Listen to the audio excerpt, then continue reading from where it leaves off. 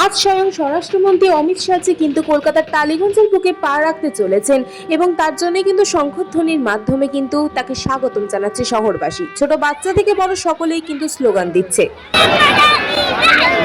টালিগঞ্জ এবং যাদবপুর বিজেপি মনোনীত প্রার্থী সর্বরী মুখার্জি এবং পাপিয়া অধিকারী মহাশয়কে কিন্তু সমর্থন জানাতেই আজকে অমিত শাহজি উপস্থিত ছিলেন টালিগঞ্জে।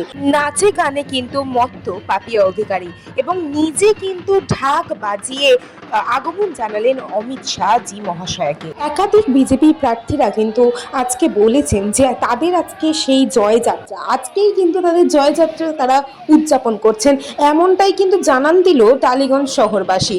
তারা কিন্তু একাধারে আনন্দিত এইটাই ভেবে যে আগামী দিনে বিজেপি আগমন হচ্ছে বাংলার মাটিতে কিন্তু পা রাখতে চলেছে। অবশেষে এতদিনের প্রতীক্ষা কিন্তু তাদের শেষ হতে চলেছে, এমন তাই কিন্তু জানান দিচ্ছে বিজেপি সমর্থকরা এবং বিজেপি প্রার্থীরা। এবার সরাসরি কথা বলে নেব পাপিয়া অধিকারীর সাথে, কি বলছেন তিনি। আমাদের জিতে আছি সব মানুষকে বলা হয়েছে আপনারা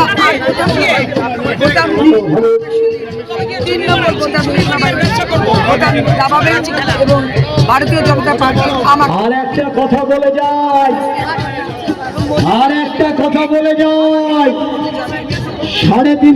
আমরা যখন বিপক্ষ দলের কাছে যাচ্ছি তখন তারা বলছে একজন চিফ মিনিস্টারকে হারাতে স্বয়ং প্রধানমন্ত্রী চলে এসেছেন, কি বলবেন এর পক্ষে?